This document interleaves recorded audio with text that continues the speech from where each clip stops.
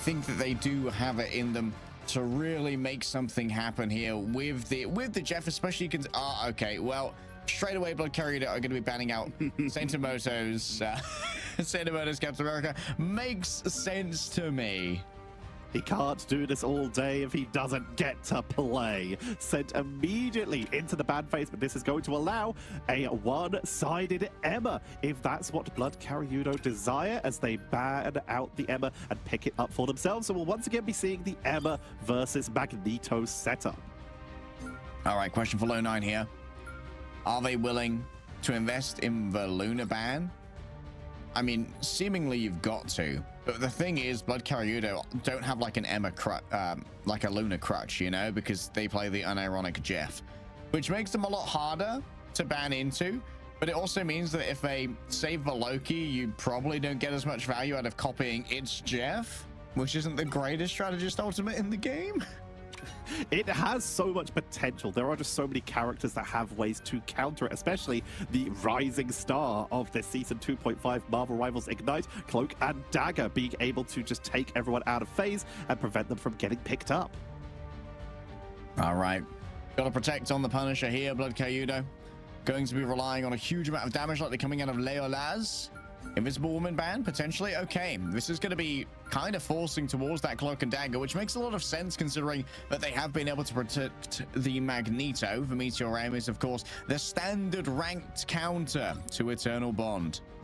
Loki also protected by Lownine due to the fact that Bloodkariudo Lownine put a bit of a focus onto the Captain America, and Bloodkariudo kept their focus onto the standard rotation here. Oh, am I going to see? Okay, for Rocket's probably just for in Spawn. They're probably going to play double Invisible Woman on the side of Lownine. So double Invisible Boundary, which could be a great way to try and play against something like a Jeff Nado. Well, that's a good insurance policy, realizing that, hey, you're playing against Bloodkariudo. There's always a chance, there's always a slim chance that they are going to play a Jeff. And if they play a Jeff, maybe they'll play a Storm. They didn't do it previously. It's hell's heaven. But we're going to begin on Domination. And I love when I go into a ban phase, Tetra, and I'm like, I actually have no idea what this team is going to play. Both these teams are so flexible. We were talking about Jeff earlier. While it was the previous patch version of Jeff back when he was more of a flanking, flanking assassin, really, to try and take out backliners, Jerky was legendary. Constantly target banned throughout the ranked games, but since the changes, they have also picked up stuff like that Human Torch. They have picked up stuff like the Psylocke, and of course the Winter Soldier, as we see them hovering in here. Here's the Jeff. Is it for Bubbles or is it for Rollout? It was for Bubbles. Bubbles only. Not a real Jeff. Wolver might be going for a little bit of a mugging portal here. Could try and grab someone. Of course, there is a pull available from the Force Physics. Instead, just going to rely on that high ground, setting up Crisis in a position where he can pepper away with the Assault Rifle. I like that they use the portal to scout out their opponents first to see whether it's worth going for a big dive or to set up a defensive position. And we did see Lownine decide that it's easier to just pick a position away from where Bloodkariudo decide to initially engage here. Gator bringing out their own Captain America after denying it away from Lownine.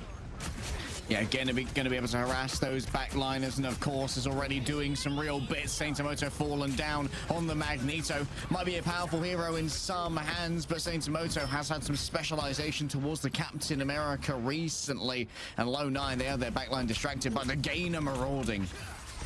Sieging in, trying to create a zoning position as Bloodkariudo have claimed the first point, but Jerky is constantly flanking, looking for anyone who they can get a quick blow up. Will get spotted by Iron Monkey this time, so will not be able to get any fact, but will find the pickup onto Crazy Kitty. What a blow up by Jerky. Leolaz was lurking, hoping that someone would come through by themselves on the other side. Now it's the Weasels. It's the... They're going in towards the back. Readily answered by the Invisible Boundary. Is going to extend slightly onto the point and have the vertical hitbox it needs to. Not be too worried about the moving of the point itself. Sending in the back. That's going to be, a single target dance of the butterflies, but it's all of its DPS into Crazy Kitty.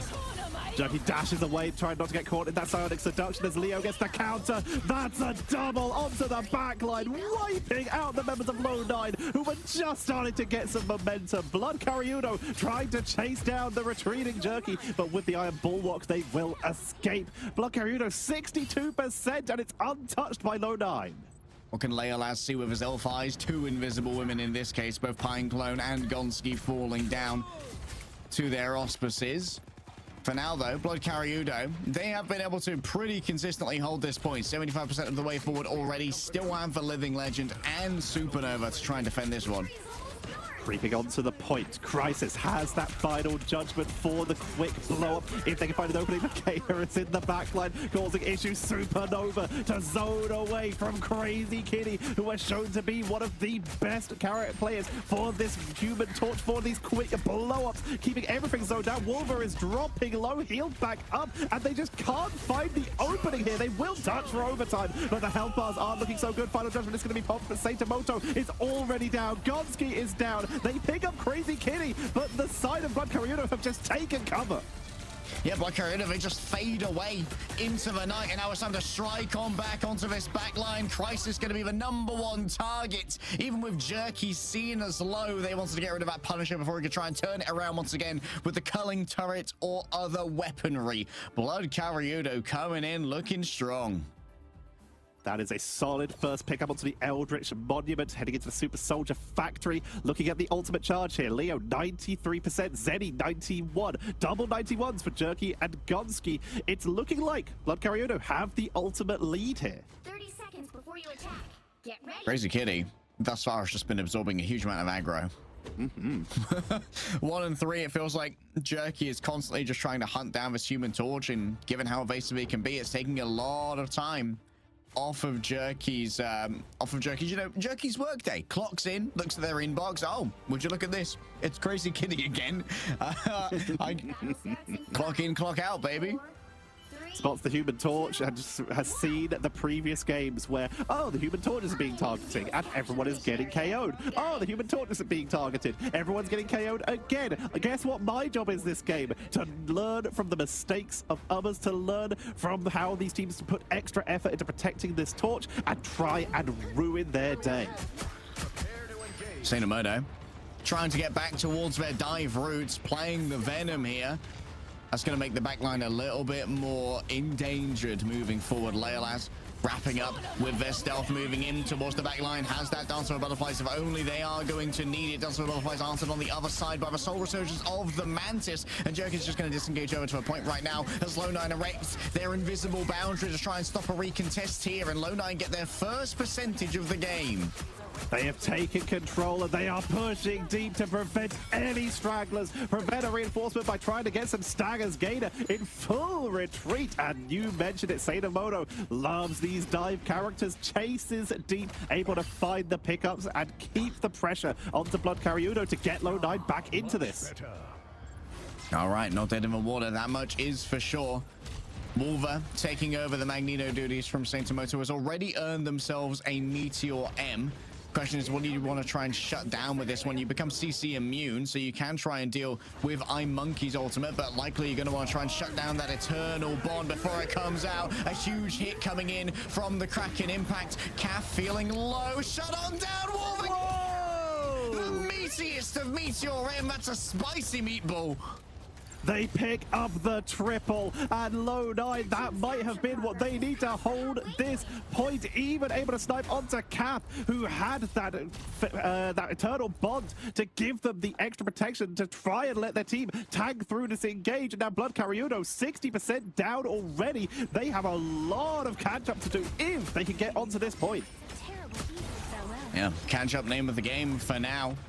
Gainer going to be continually harrying that backline, moving in with Leolaz, going to do some preparatory work, but elsewhere it's Jerky who striked first with their own Dance of the Butterflies, finds Crazy Kitty before they can escape. No additional overshields available, and now even undermanned, they're just going to try and trade on out the Soul Resurgence. Crisis Core on the other side.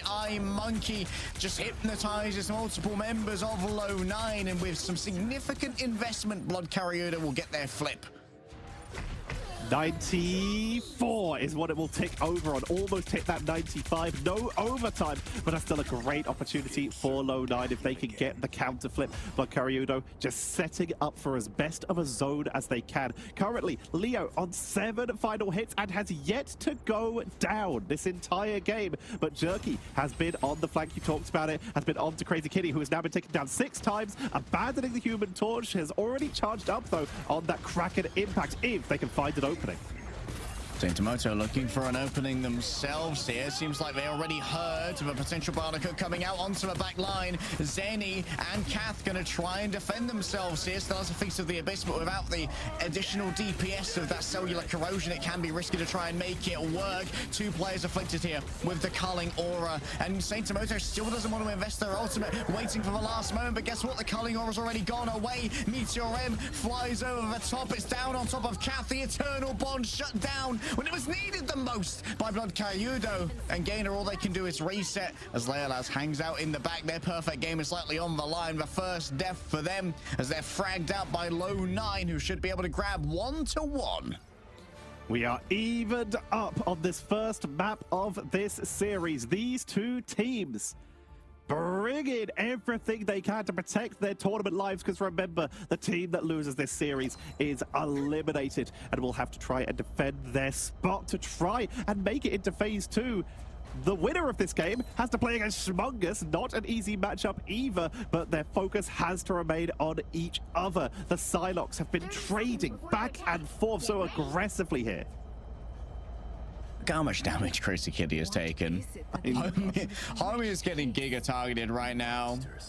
And, well, Jerky's making the most of it.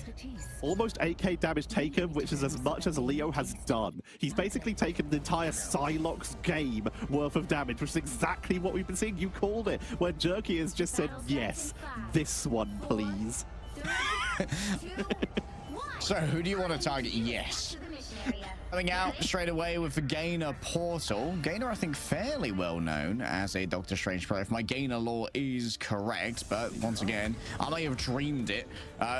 Jerky instantly has the Dance of the Butterflies ready to go, but Leolas exactly the same. And the answers are going to be a little bit thinner on the ground for Bloodkariudo, who don't have those regeneration domains from Moloki, which is a great answer to the damage of the Dance of the Butterflies.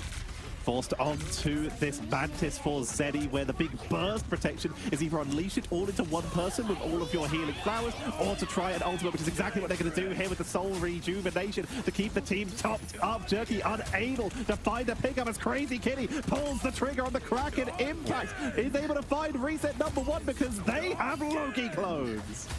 All right, Crazy Kitty has finally demanded revenge and, of course, can keep resetting off the back of the Loki doppelgangers as they fall to that culling aura. Still has a couple of seconds remaining. Unlikely to feed to try and make this one happen. However, if a Venom comes in, yes, Tomato turns that right on around real quick. First points going over to Bloodkariudo. They lock in the full control 15%. Lownine just going to be marching back in, regrouping. They don't have the fastest rollout outside of this Venom, who will, of course, be wrapping around off to the flank. And Jerky dropped a little bit low, but quickly healed up.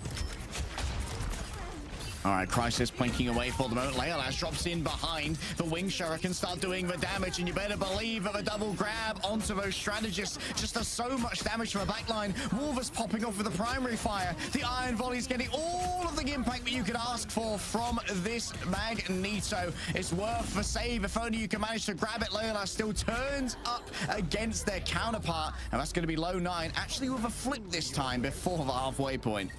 47-4, but Lownine in control. Bloodkariudo go to adjust. They have brought out the Ultron, deciding that, you know what, maybe this Mantis is struggling to keep up a little bit. Time to supplement it with at least a little bit with that Imperative Firewall, and of course, that point and click damage from the hit scan.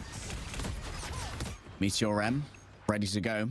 Kath going to be a little bit trepidatious about using their ultimate early. However, it might well get forced out early here. Crazy Kitty stunned by the Eye of Agamotto, looking for Kath in the midst of all of this, but it hits the crossbar. It's off the top, and that means that the score will not be coming on through. Still Bloodkariudo, they've not been able to translate this into actual territory on the point. So far back was Kath, so afraid of the incoming damage. She had to call it too early. Leolas can't get anything off of the Dance of the Butterflies, but Saint-Tomoto, Crisis Wolver, oh, they're making it work with the Dark Predations. The tentacles sit exactly where they need to be. You can take the cap out of Saint-Tomoto, but you can't stop him from diving.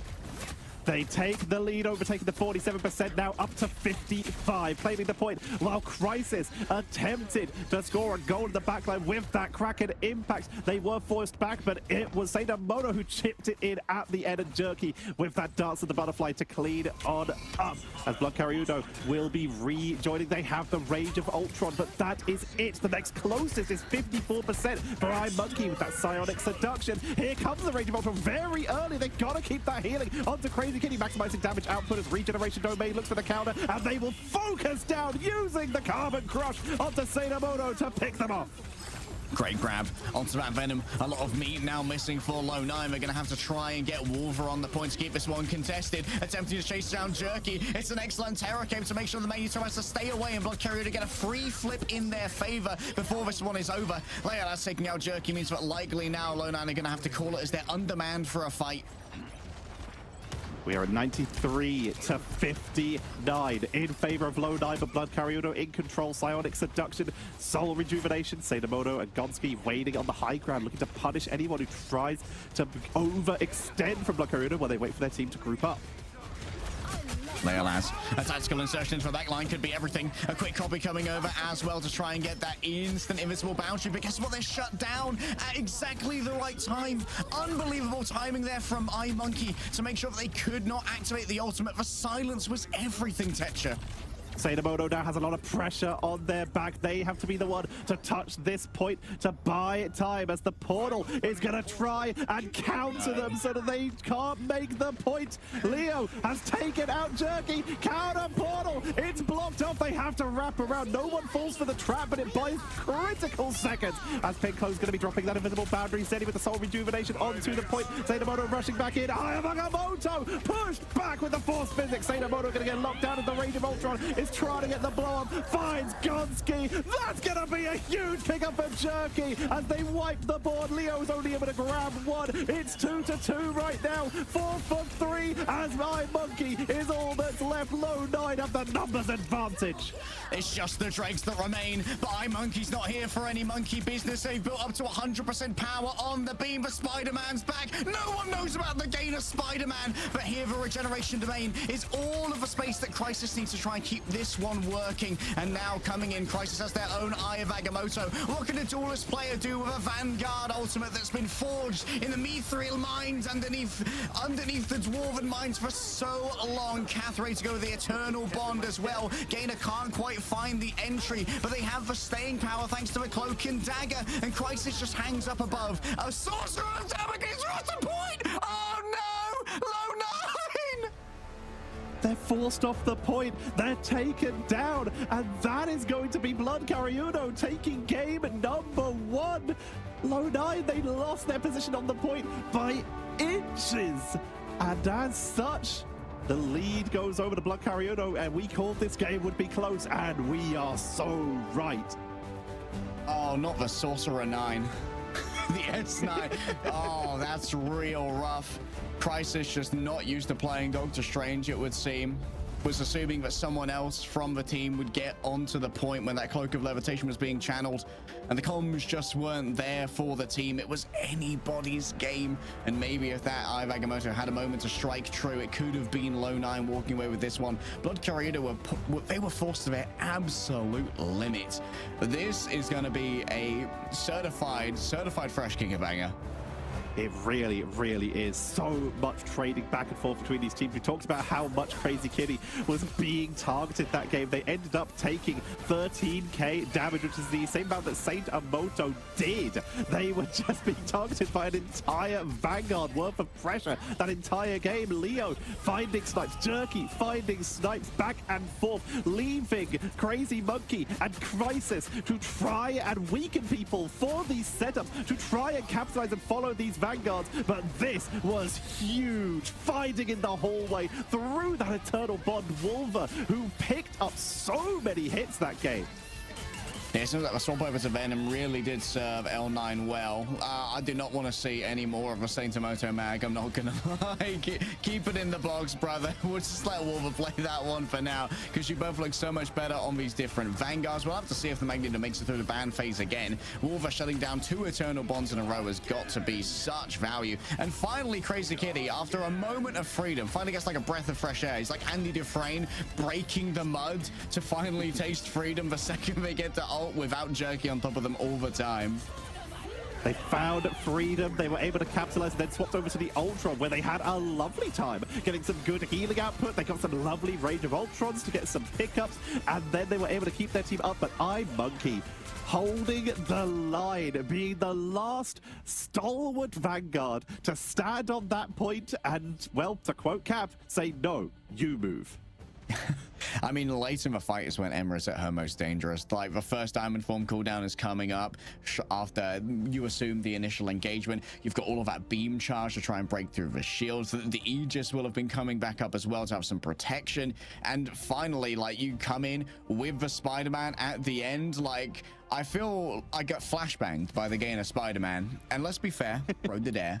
But he was there, and he was a threat that had to be contested, and that is what's important. Just keeping the pressure off of iMonkey to continue beaming away and force things like that disengage with the Cloak of Levitation that led to the unfortunate lack of contesting on the mission area. This ain't your ranked games where people will just ego in and say, no, I'm not swapping. You guys hold the point. I'm going to walk back just as Winter Soldier to try and get to the objective again. No, you picked the thing that can get to the point the fastest, because if there's no one on the point, you lose. That's how this game works. And in this case, with the Doctor Strange being forced out of that position, it is going to be Bloodkariudo who take the first map. We're going to head to a quick break. When we come back, map number 2 between Bloodkariudo and Lownine.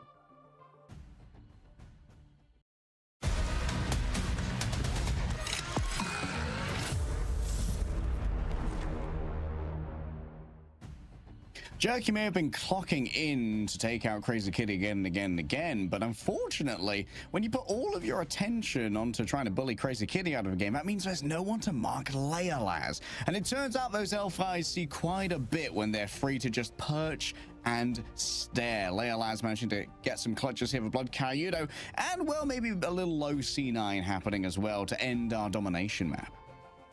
In more of a high C9 in this case, as Strange was forced upwards off the point, but I do very much appreciate the reference, as we did see Bloodkariudo able to take game number 1 versus Lownine.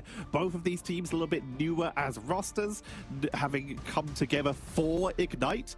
This is a bit of a more unique experience for them, and the question is, can they transform this into a continuation of the journey? Remember, winner moves on to play against Shmongus to try and earn one of those final spots in the playoffs. The loser will be eliminated, and their journey through stage 1 is over. Only one team can survive. As you said, the journey could be over in as little as 1 map for Lownine, but they get to pick where we're going. And Idrisil Path, the great equalizer of Convoy, will be the pick given over.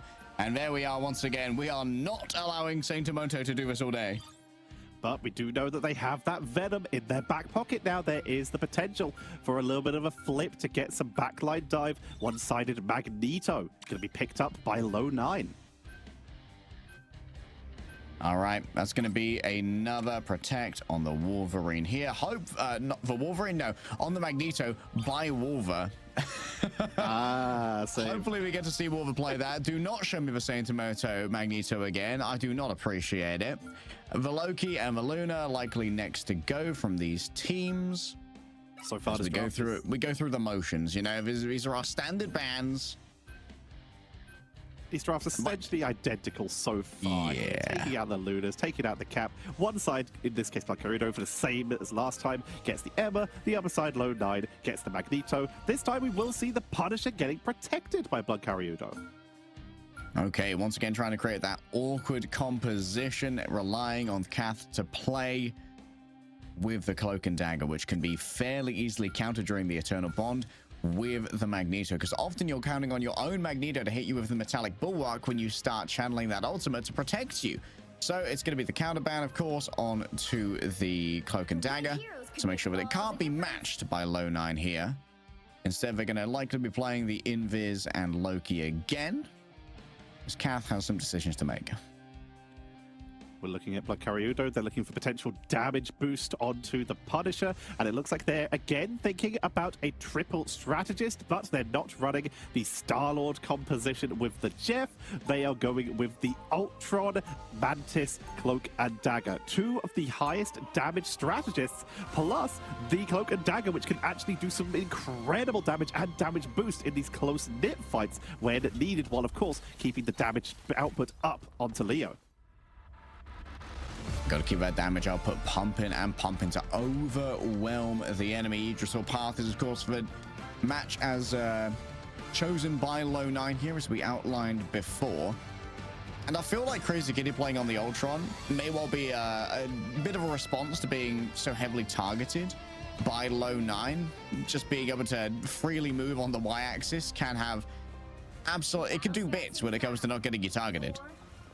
Gonna see the Punisher on the other side, as well as Wolver gonna be moving on to the Winter Soldier. Jerky will be the one on the Doctor Strange, and it looks like they're gonna try and set up for a portal turret. Oh yeah, just up and above, behind everyone, going to make disengagement from this incredibly difficult for Crisis. It's open season here, and it's going to drive the Punisher towards the remainder of Lownine. This is some excellent shepherding that's really going to create an unfortunate position for Bloodkariudo to play from. For now, we're just going to stick to that high ground, allowing the car to pass by underneath them. Away goes the portal, and so Crisis is going to have to join the main thrust of a push now. Bloodkariudo, they've survived the pincer. Swapping back onto their normal roles here, although they're currently triple duelist, almost normal roles here. Lownine, Wolver on the Winter Soldier, still Jerky onto the Psylocke. Wolver will get taken down, then we'll see if they do swap back onto Vanguard now. This initial push has stopped on this usual hold corner. All right, Gainer starting off on the Doctor Strange this time. No nonsense from the Doctor Strange go, potentially.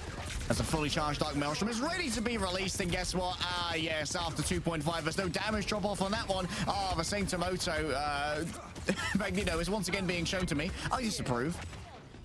Let's see how well they can do with this. Leo being dropped from the high ground to make sure that they stay safe while their team regroups. Wolver did swap off of that Winter Soldier, has brought out the Groot to create some openings for the teams. Jerky still in the back line, gets caught out, but will be healed up quickly, using the extra Scourge Grenade to get out of danger and create a little bit of cover so that they can try and move in. Regeneration Domain as the Eternal Bond will be dropped. Final Judgment, straggling prison. Ultimate's being traded back and forth here, but it's going to be Crisis trying to focus down onto Leo, who is taken out.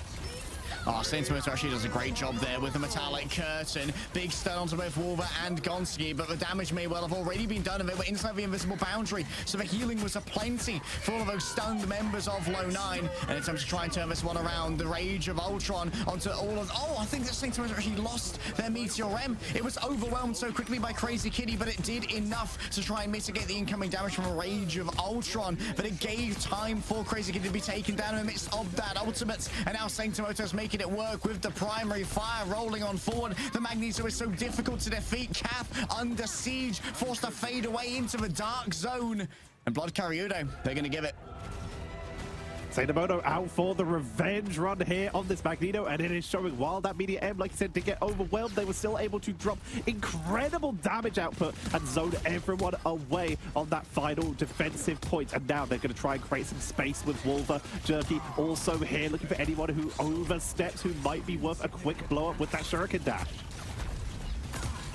Quick self-bubble there from Saint Tomoto. A new right click, a new chance, just keeping Gainer at arm's length. A bit of a gamer in his own right as well. Rolling forward through the healing proffered by the cloak and dagger. A fully charged Dark Maelstrom into the midst of all of these players. Alongside the Iron Vanguard, it could be everything, but seeing that regeneration domain go out, it means that Gainer feels better about it. In comes the Dancer of Butterflies. No concentrated damage onto anyone enough to try and find a knockout here, as then he keeps everyone suspended in animation with that soul resurgence. But now, after a disengaged, Bloodkariudo are kind of stuck in these little crevices.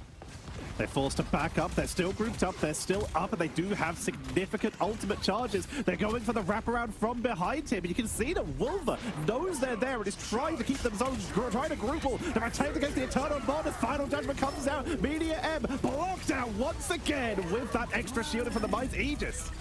Yeah, but Cinemo's already got some real value here, getting rid of Kath, possibly pushing them out of their own AoE. Crazy Kitty taken down. Oh, guess what? Jerky's clocked in on the job again, hunting Crazy Kitty. Lownine. They are getting some real value here. Their Vanguard, like, you know what, Cinemoto? I wasn't familiar with your game. That's my B Holmes. Wolver on the Groot and Cinemoto on the Magneto is getting it done right now. This is the Lownine redemption run, looking for a Lownine on the leaderboard as they are attempting a speed run here, pushing through Bloodkariudo, looking for openings. Crisis trying to weaken people as they approach. Gonski keeping Wolver topped up. Saint Tomoto landing shots. There's a lot of damage onto Wolver, having to place walls instead of being able to just quickly raise and drop a shield when needed. As Crazy Kitty is still looking for some quick blow-ups on the backline as Jerky once again dives on in. Look at the grouping there by Bloodkariudo.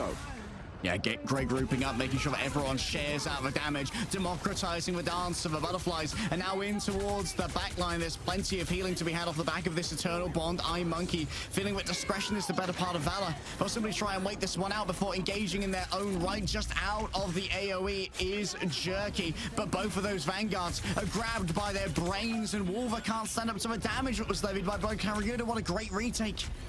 Crazy Kitty pushing on in, looking for any openings to try and punish them. Lownine got the early start on that fight. Were able to get the first pickup, but they weren't able to chase anyone back in. Bloodkariudo using their base and this very close spawn location to their advantage. But Jerky has been constantly a menace on the backline of Bloodkariudo as they begin to push on in, looking for their opening, quick shielding onto Gainer, who is getting a big advantage from this Ultron drone in a lot of these fights. Little bump of high ground there for Gainer off the back of the Ironwood wall. Oh, they've seen the Magneto bubble. This is Gainer's moment to try and move on forward. Did they just block the Strangling Prisoner? Went over the top. Great play there from Wolver, managing to finagle it around Gainer's shield. And Lownine is just bringing up so much damage here. Gainer can't stand up to this. Just has to get below the roots of Yggdrasil. But the Eternal Tree can't stand up to the damage that Frank Castle brings to bear. Leo is swapped to the Psylocke to get onto the point faster because that cart is moving in. Groot walls to trap them in spawn. Here comes the run-in. Here comes the dash to touch the point. They will reach it in time, but they're being dropped so quickly. Crazy Kitty is going to be able to get the first elimination, though, taking down Pinkload, but will get targeted down by Saint Tomoto. Zeddy falls. Crazy Kitty falls. Monkey is once again going to be on this point, fighting for their life. Leolash just doesn't have the burst. The pocket is too much, but Monkey has the secret source that's needed. Multiple players are mind control. They walk towards the pretty lady and hope that she'll give them a little peck on the lips. Monkey with a quick disengagement. Zenny noted up of a shooting gallery. For Crisis is like playing Duck Hunt right now as they search for these frags. And Leolash coming close to that dance of a butterfly. Ideally, you'd want to find... Oh, that's nothing! Off of the Strangling Prison. Wolver wanted to get Leolash and shut him down, but it's a terrible miss. And now the dance of a butterfly may well go unencumbered towards the back. So many players in close proximity means that trying to concentrate that damage is going to be difficult. Jerky strikes first, and Zenny's going to be the only one caught within this. However, the AoE isn't exactly where it's needed. Out comes the metallic bulwark onto Crisis to give additional staying power. Exactly what it's needed for the Punisher. Leolash doesn't get to use their own ultimate. Crazy Kitty, also with the Rage of Ultron, goes to anger management for a moment longer. And inside the invisible boundary, Lownine might have everything they need lead and a touch more. On top of that, Monkey and Gainer just doing their best to keep this one contested against the culling turret. The damage could be overwhelming. Leolas finds themselves on the business end of Jerky. Finally, the marking has arrived. Crazy Kitty's too far away, and Jerky's popping off uncontested, unnoticed, unbowed, unbent, and unbroken. Lownine finished with 9 seconds remaining. A low 9 seconds it is as they push on in, claiming the point. This time the targeting was swapped. Crazy Kitty was not the target. They knew that Leo was holding on to that Dance of the Butterfly, and Jerky, Saitamoto, and Wolver said, no, you cannot. We are holding this. And they just literally picked them off at the spawn door to prevent any kind of turnaround, any kind of flip. And now the pressure is on Bloodkariudo to get the triple cap, force an overtime, or we are heading to a map number 3. My goodness, that was even with a missed strangling prison from Wolver, trying to get the solo onto Leolas. But the pressure was just so great that Leolas never had a chance to find a good Dance of the Butterflies. And when you're going up against a Loki as well, those doppelgangers can absorb slashes and make it survivable. You need to worry about the regeneration domain as well, which is a complete no-sell onto the Dance of the Butterflies as well. So it really feels like Lownine are doing their homework when it comes to trying to minimize Leolas's impact. Surprisingly so. Leolas on that Iron Man here in the sky to try and break the siege. They're finally going for that combo, but with Jerky trying to snipe out the sky, Crisis has been targeting the flyer so effectively here. How well will they be able to break this siege with their own solo Vanguard composition? Bloodkariudo push out a spawn here. They do swap back onto the dual Vanguard.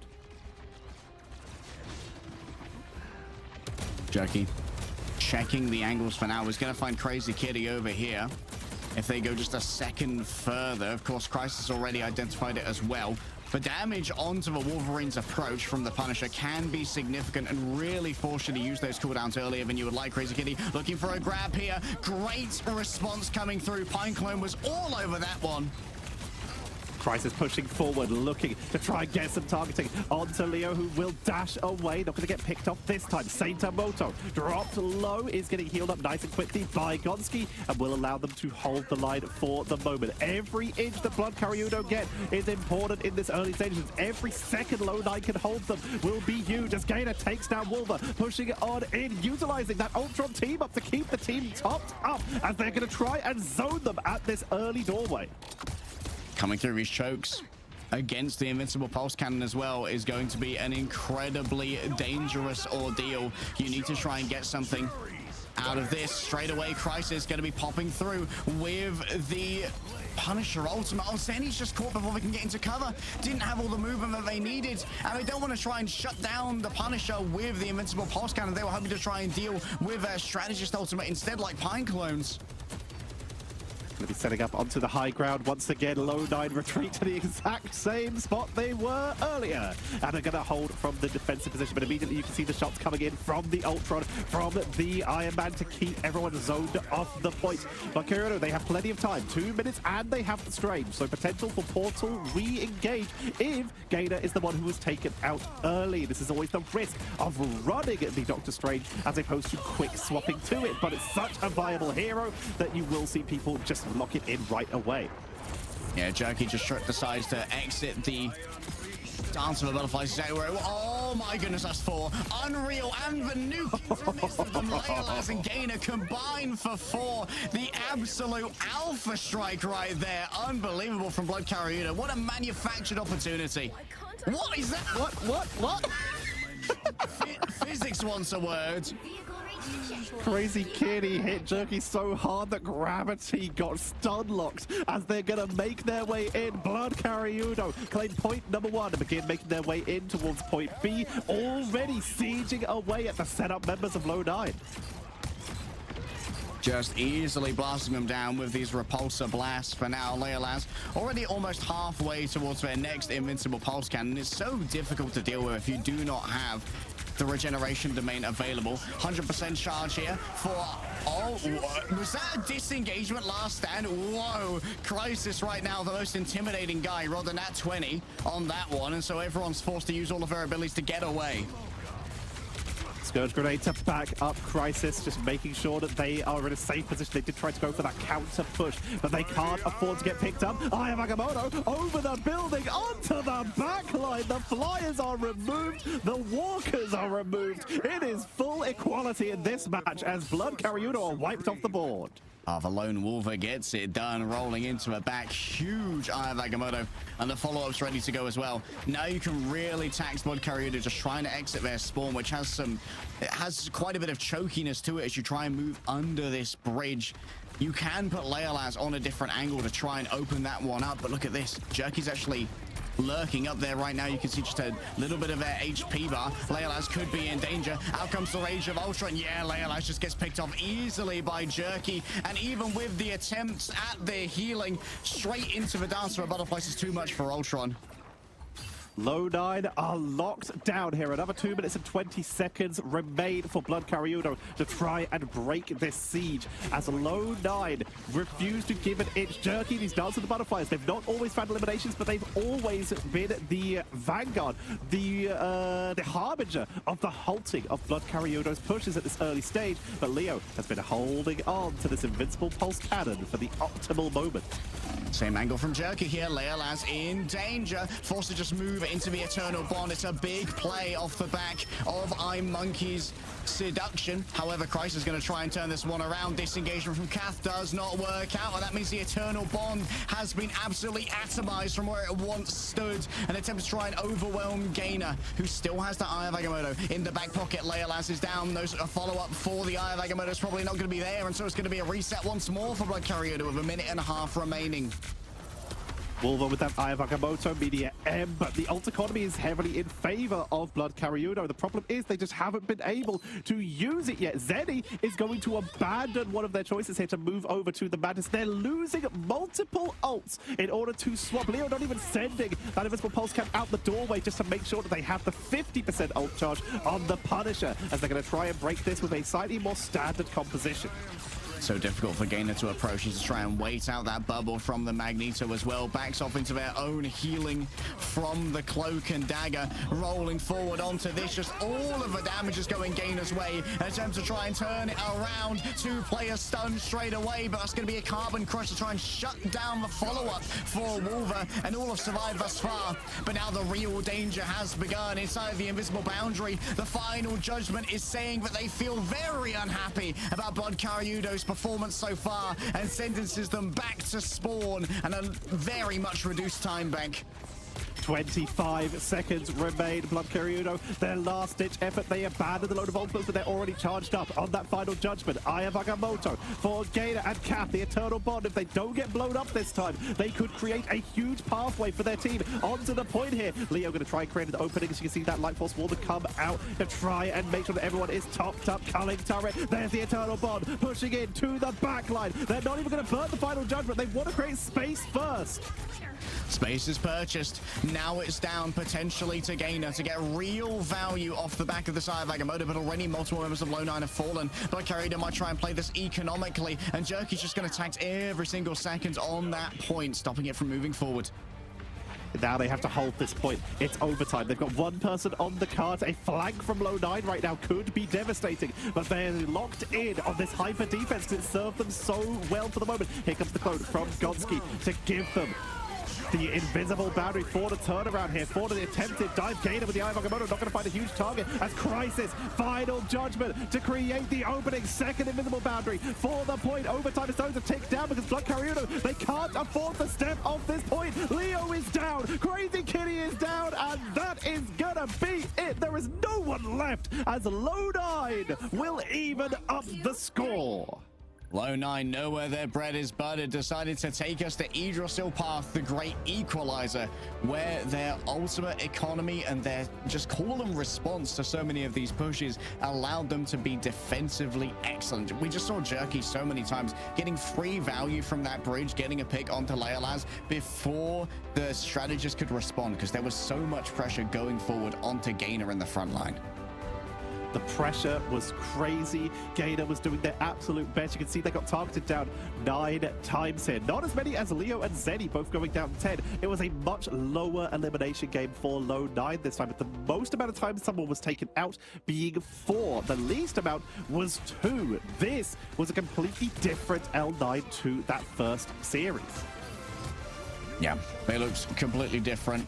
You know what? Cinemoto and Wolver on this combo, not bad at all. I do respect it. It feels like Wolver just getting so much value out of a Groot as well, continually causing these turnarounds from Gainer to make sure that they have to wonder, like, how much LOS do I have from my strategists?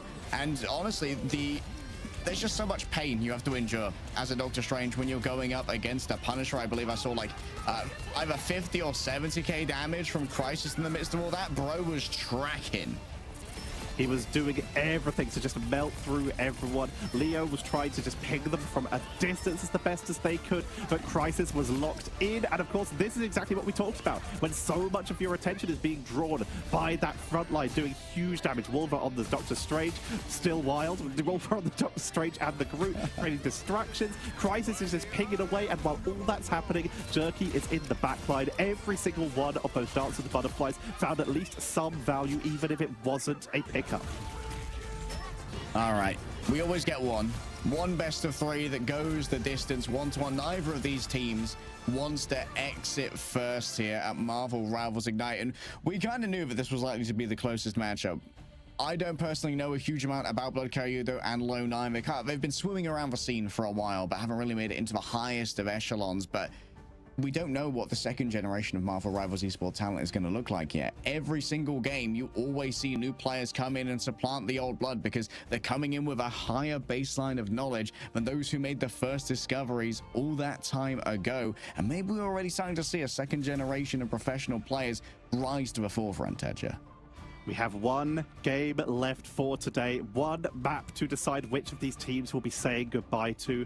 We're going to head to a quick break, but when we come back, who will ascend? Who will have to fight again? It will be the final map between Bloodkariudo and Lownine.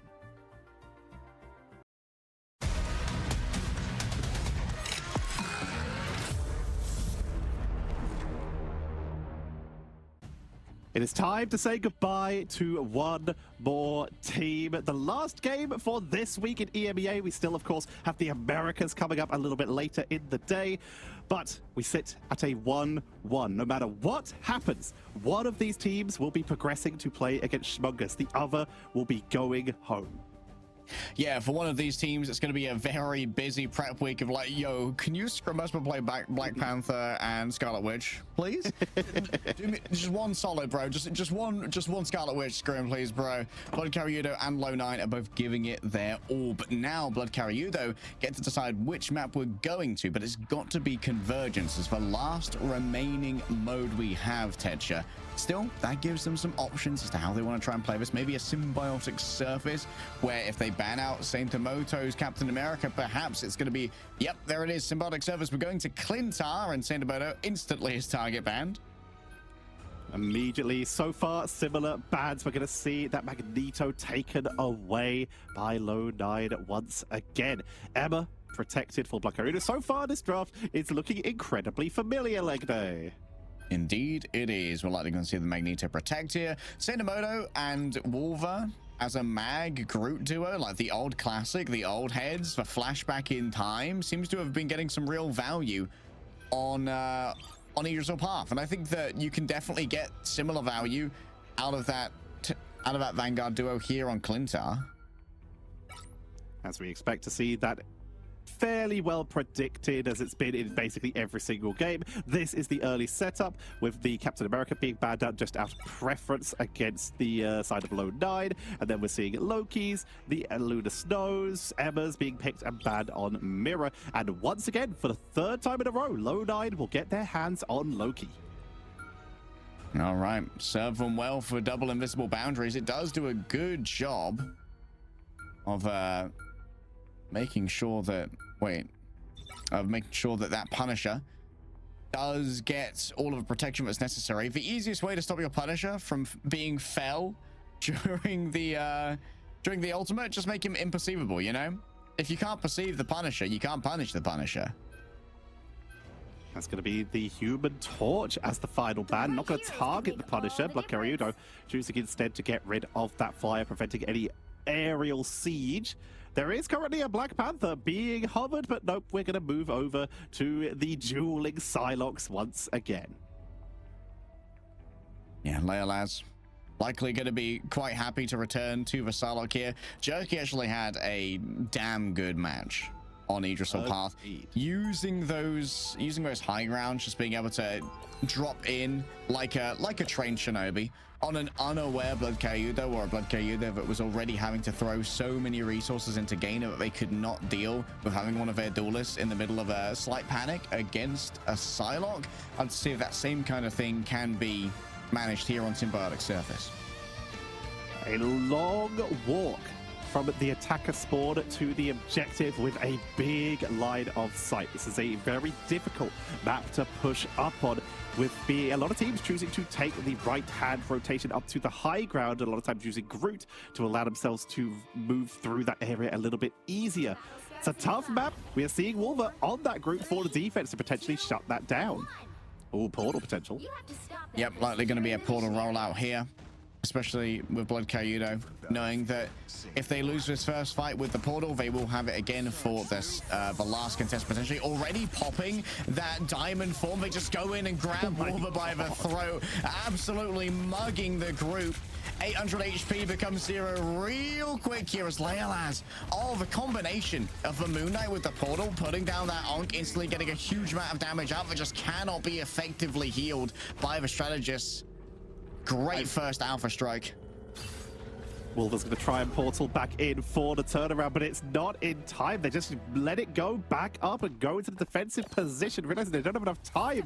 And time is exactly what we just saw. Bloodkariudo just snowballed that first point. Culling turret set up by Lownine. Bloodkariudo have brought out Gainer to try and flank it and deal with it on the side. You can see the Psylocke in the silhouette on the right-hand side of your screen, creeping around.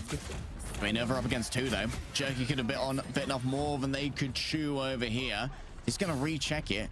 Don't know if they know. Okay, both Psylocks are just going to wait here silently. Leolaz forced to use their stealth after being pinged from elsewhere. Crisis now under siege, not wanting to commit too far, knowing that Jerky is still around there, just harassing the edges, working the margins, and eroding the space away from Bloodkariudo.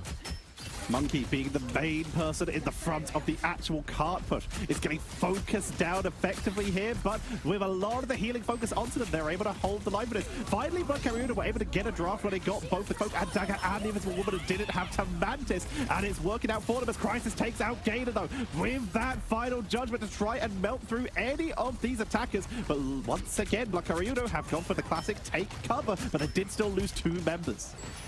Yeah, this isn't as decisive as Lownine would have liked, with their main ultimates contributed to this with both the Punisher and the Invisible Woman. Now the Eternal Bond's going to come on out. Can it be shut down by Saint Amonzo? Yes, it can! The perfect Meteor M before the last dash even came out at the mid-pause of the Eternal Bond. Saint Amonzo strikes true, and Bloodkariudo, now they are running out of steam. That was a huge setup. Bloodkariudo blew so many abilities for that. Leo no longer in the game here as they did get picked off by the Loki sent back to spawn. Lownine only have that Eye of Agamotto, and Bloodkariudo do still have ultimate economy, but time is starting to tick down. They have so much, though, due to how quickly they claim point number 1, still with just under 4 minutes to go. Yeah, it's an uncanny time bank here, Tetra. I'm not going to lie to you. Big control coming through onto Gainer. Does manage to escape for a moment. Crazy Kitty may have caught a love tap here and there from the Sentinel Strikes and was easily taken out towards the... Oh my goodness. Jerky in the back. Absolutely feasting. It's an all-you-can-eat buffet of strategists and duelists that was arrayed before them, and boy took a bite. Jerky has activated like a sleeper agent. After the first game, they were getting a couple picks. Second game, they were getting a lot. And this game, they are feeding good right now. Eating good, picking up every elimination they can, constantly being annoying for the backline of Bloodkariudo. Easy game, easy life for Crisis right now. Fully defended. Does get pulled in by the Force Physics towards the end, but uses Scourge Grain for a quick back blast to get into there. Wolf is continuously threatening. It's the implication of the Eye of Agamotto that could actually be dangerous here. Remember that they can be shut down if they're caught with a Sonic Seduction, but Crisis tries to turn it around with their own Last Judgment. Trying to burn on through the front line, but that invisible boundary is keeping everyone topped up and utilizing that null essence for cover. Wolver, Eye of Agamotto interrupted, allowing Kraken impact for Crazy Kitty to come on in, but not finding any resets here as that timer will expire. Bionic Hook onto Sainamono will take them down, and we're starting to see a little bit of capitalization, but Dance of the Butterfly says absolutely not. Kath goes down, Leo on the counter to try and get a mirror, but will get melted. Leola's got on the other side, though. Wasn't able to get too much off of their ultimate either. Both teams just grouped up, democratized for damage, and now Wolver forced to disengage after losing their shield for Seraphim. For now, Bloodkariudo have all the pressure they need to keep this moving on forward, knowing that Gainer is going to continuously harry these squishy backliners. Sainamono media M at the ready, invisible boundary, Eye Monkey trying to create some space, charge up those attacks as they're gonna burn the freedom charge quite early here to try and commit onto the backline. Regeneration domain will be used. Invisible boundary coming out as well. That's both of their big defensive abilities outside of that media M, but everyone is topped up, everyone is healthy. Here comes Crisis with that final judgment to push on through as Bloodkariudo are not looking healthy, which is gonna be huge pickups onto the flying past Monkey. Another disengagement here from Bloodkariudo. They're calling it, but there's an attempt to try and chase them down. Jerky's just making sure that nothing's for free. Oh, that may well have been oh, it forced out the Eternal Bond. They need to get some value off this, and they are. Crazy Kitty's already gone down. I think that may well have been a copy coming through from Gonski onto Kath to try and get that Eternal Bond. Lownine, though, in this defensive position, they are once again going to be able to have Jerky wrapping behind. Doing so much good work. Leo is just hanging out here. They can maybe walk onto this, and it looks like they're thinking about it. Jerky may have spotted them, though, which will put a stop to this. Leolaz stalking, trying to sniff out some prey. A vulnerable member isolated from the pack, but for now Wolver and Sainamono are staying together. Jerky also has the option to use for Dance of Butterflies in towards the backline. Desperately wants Zenny. Zenny tries to bring up something but could not find anything, and Eye Monkey's going to be falling as well. What value off the Dance of the Butterflies, and now Sainamono just stands above it all as if he was still on his throne of Genosha. The mutant king just reigns over with a reign of terror, and with an iron fist he crushes Bloodkariudo. They're pushing him back. Gainer is zoned out completely. Will get picked off by Jerky. 13 seconds left. Crazy Kitty is going to be trying to portal, but can they reach in time? They will make it, but the question is, will they hold the point with Leo picked off right at the end? That's going to really stagger that pickup, meaning they will not have that Dance of Butterfly for the defense here. Zenny with the invisible boundary going to try and keep Bloodkariudo up. Eye Monkey with the psionic seduction. That box is doing heck work. That is a huge pickup. Dance of the Butterfly, they're completely grouped. Goodbye, Lownine. Bloodkariudo, it took them 5 minutes to overtime to try and find the fight they wanted, but Eye Monkey delivers. 5 players mind controlled, and all Lownine can do is stare at Emma and wish that she wouldn't, but you bet that she does. Bloodkariudo earns another minute and a half onto their tournament lifetime here of the attack. Once again, Gainer trying to put some pressure on. A little bit of a team-up request to allow them to dash away a bit quicker with the soldier. Crazy Kitty helping Gainer get away from any pickups. Wrapping around again. Finds Jerky on the flank with Leo now. Moving in to try and chase them down. Dance of the Butterfly has to be burned defensively. Oh my goodness. Jump scare Dance of the Butterflies. Knows that Leo is lurking back here, but decides not to invest too much time onto it. Instead wants to try and help deal with this front line.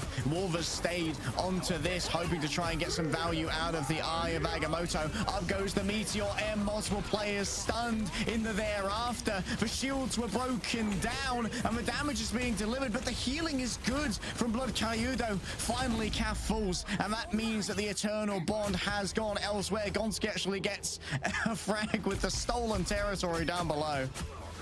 Bloodkariudo regrouping. They have 15 seconds left and no portal available. They used it earlier. Counter portal to block off the spawn point coming in from Wolver. Who they have now is who it can get to the point. Gainer going to be rushing in with the leap to try and get themselves onto the point, but the final judgment coming out. Invisible boundary is just off of the objective as overtime is ticking down because they can't step out of the boundary. They couldn't make it onto the invisible boundary. Crisis getting everything he wants and a touch more. The Vanguard line has been decimated. Crazy Kitty's been put down for a catnap. Leolaz leaps on, but the fellowship is far from complete. And you won't be casting the ring into Mordor today as Lownine holds strong on third. But that was still a big distance gained by Bloodkariudo. 2.76 meters. Lownine, they have a lot of expectations on them to try and outpush this, especially with how quickly Bloodkariudo grabbed point number 1, but they took a long time on that point number 2. Took a hard while. 5-minute time bank almost.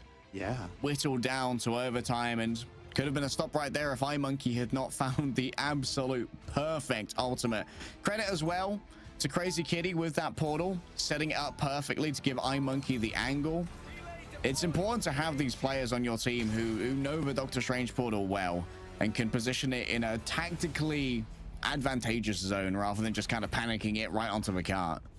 Crisis has 25k damage, almost double literally anyone else in the game, and Jerky has 11 final hits. They've been flanking so hard, just finding everyone who even steps away for a second.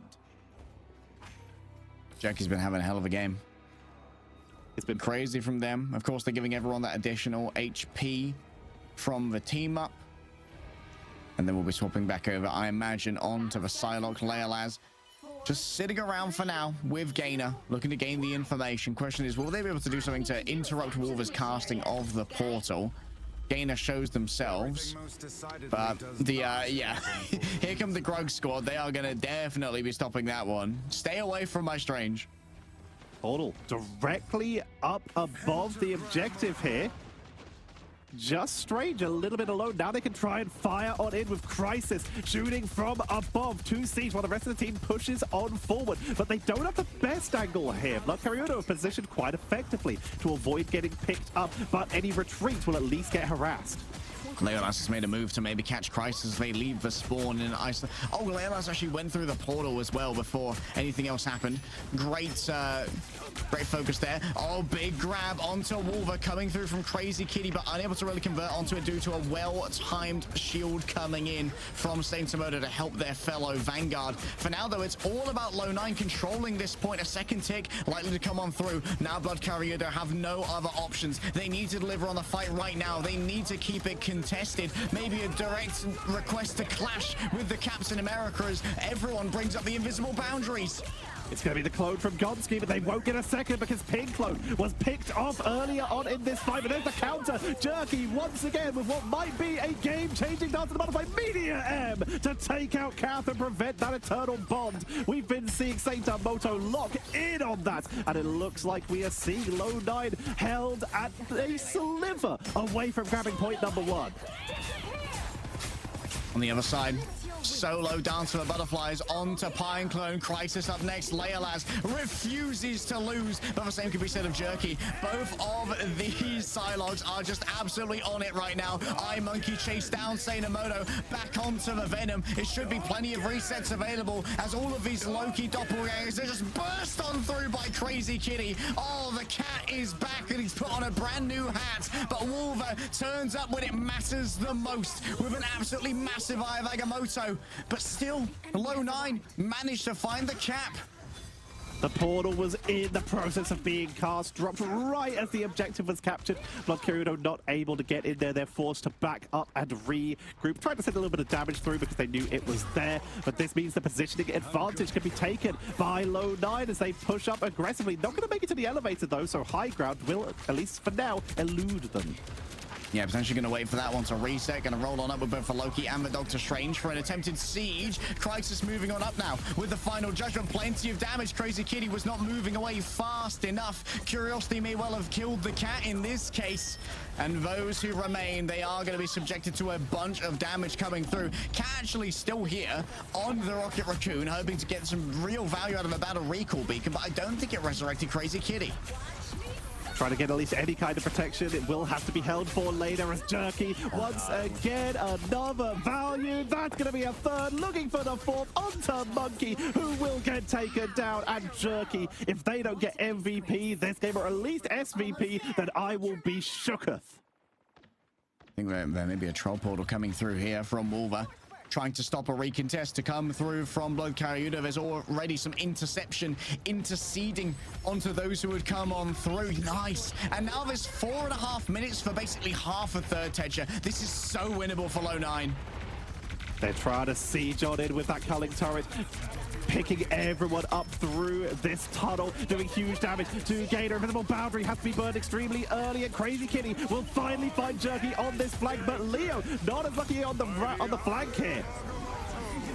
Here comes the peeling from the Meteor M, making sure that these stun targets can't be shut down even with the Cosmic Yarn Amplifier. It's instantly burst down by Seinamoto, and now Crisis gets the Metallic Bulwark. All the healing you could ask for as a Punisher, all the support you could possibly need, and a quick carbon kick may send back Crisis, but he's unbothered and unmoisturized as he just sits back comfortably with the Punisher.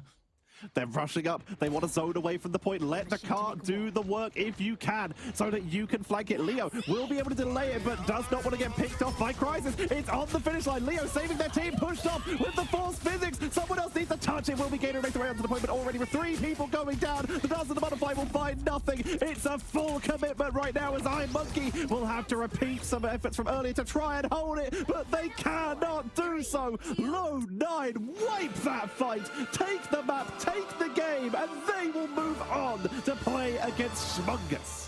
No heroics this time for iMonkey. Lownine, they refuse to lose after falling down on domination. They figured it out. Crisis, what a performance from the Punisher player. Honestly, putting up absolute bits when it comes to the stats. Hopefully we can look at what the actual total was here for Crisis. 35k, the leader by a significant margin.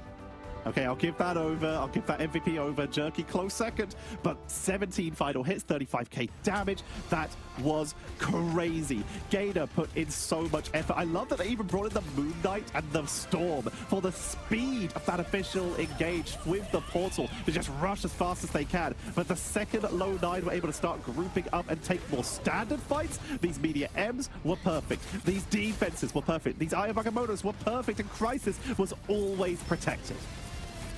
Yeah, like the survivability onion around Crisis. Multiple shields, continuously getting everything they needed from the Guardian shield, the Metallic Bulwark, just randomly holding up the shield of a Seraphim in front of him. The MVP treatment really came through from Lownine, and it really paid dividends. And you know what? Credit to Jerky being able to get so much done with so few resources when everything's going into Crisis. Was always dancing in and out. We saw maybe one Dance of the Butterfly that was not useful, and that's because if they hadn't, then they would have been absolutely ganked by Gator and Leo. Using it defensively, didn't find any pickups, but the fact is they were still up for the fight. And look at Jerky here, just picking up one after the other, diving in. The Eternal Bond, the only thing saving Bloodkariudo, but it was forced to be used, meaning that Seinamoto can just aim and fire. Yeah, great game here from Seinamoto. I was a little bit worried about the Magneto coming into it, thinking, oh, okay, Seinamoto's getting target banned on the Captain America. I mean, he's that scary, but it means that you let the Magneto through, and turns out Seinamoto kind of nasty with the dunks as it goes, and that means that there's also all the more advantage that you can have in the Punisher versus Punisher. That's the weakness of having to go for that first target ban as a team to try and get rid of a Captain America. You are not going to be well equipped to deal with the Punisher, though. And that is it. We unfortunately do have to say goodbye this stage to Bloodkariudo, putting up an incredible fight.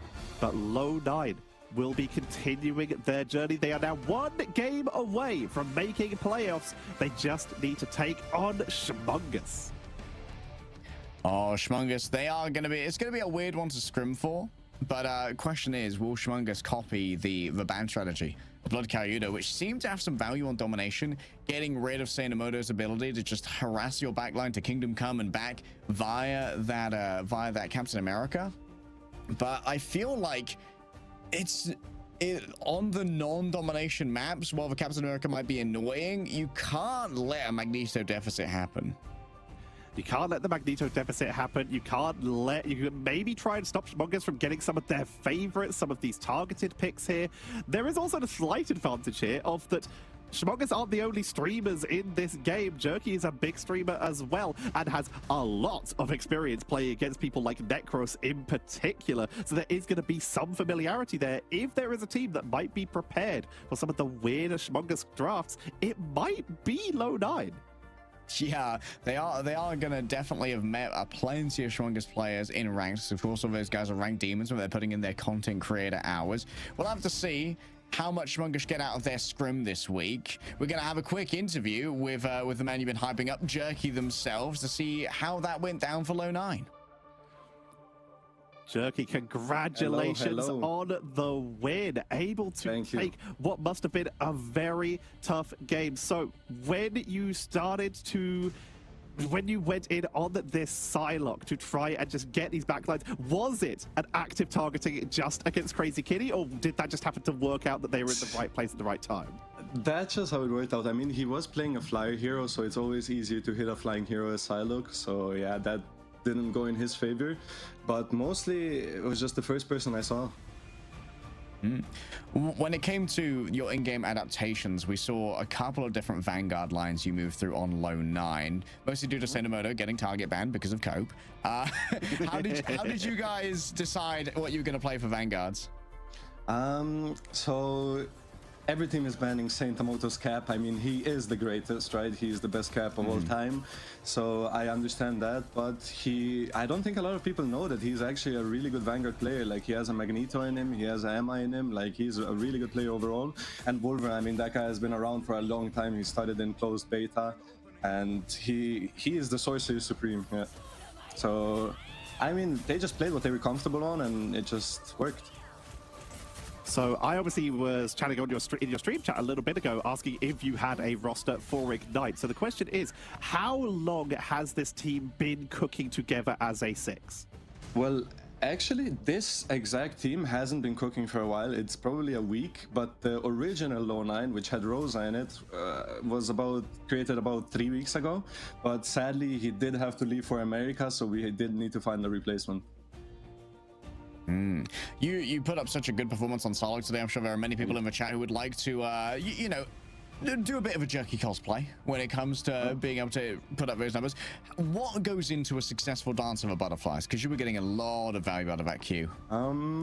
I think just tracking the enemy support ultimates, because when you know they don't have one, or you know that the team has kind of equal ult charge, you need to find the perfect timing to go in there, so you either bait out the ultimates so you have an advantage, or you just kill them because they don't have enough ultimates to cover for their supports.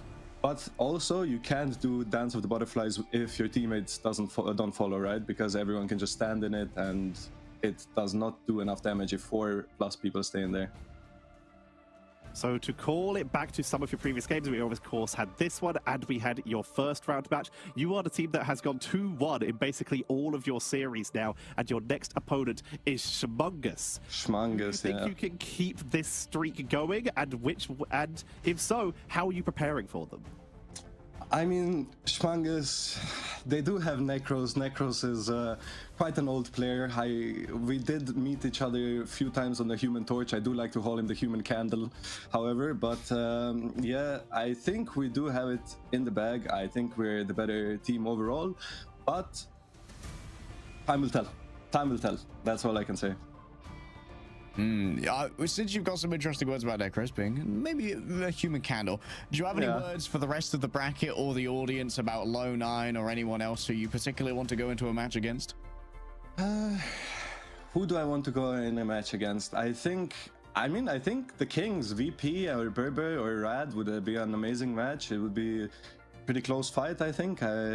We've been improving at a rapid pace, so I mean, bring us the Kings, right? Bring them the Kings. Is the gauntlet thrown down by Jerky. Thank you very much. We'll let you go to celebrate with your team. Perfect. Congratulations on that win. They will continue their journey. Lownine not out yet. They now have to face up against Schmungus as we